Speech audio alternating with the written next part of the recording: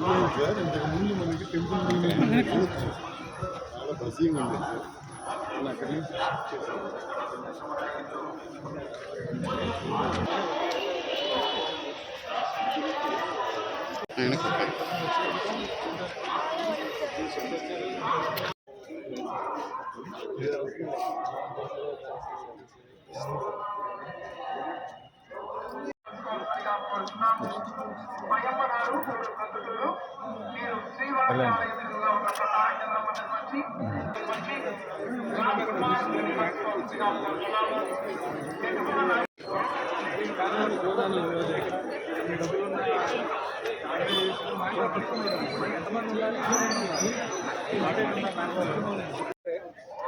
Clear clear కాదు water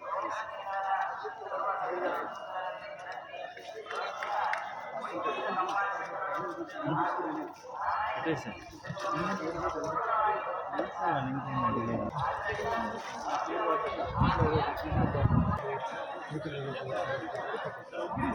దాంట్లో ఇచ్చేవారు అది లేదు అడగారంటే ఇంకా ఏది ఏ దారి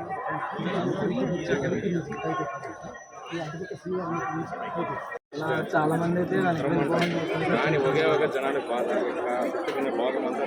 తిరగాలండి 5,00,000 మంది అయితే ఫుడ్ ప్రాబ్లం కష్టపడతారు మామూలుగా వయసు వాళ్ళకి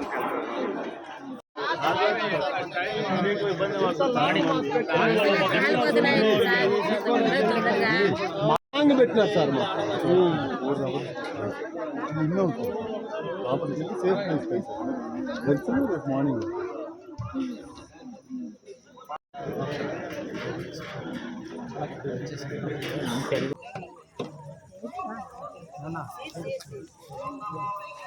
ఏమో ఉండదమ్మా పోండమ్మా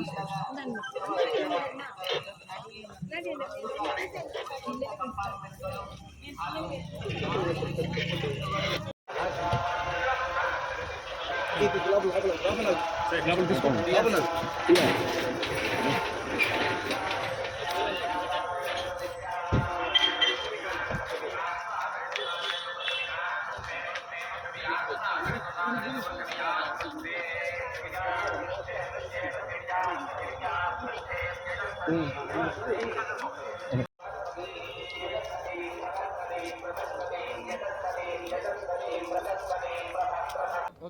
శానిటేషన్లో కొన్ని ఇబ్బందులు కనిపించాయి.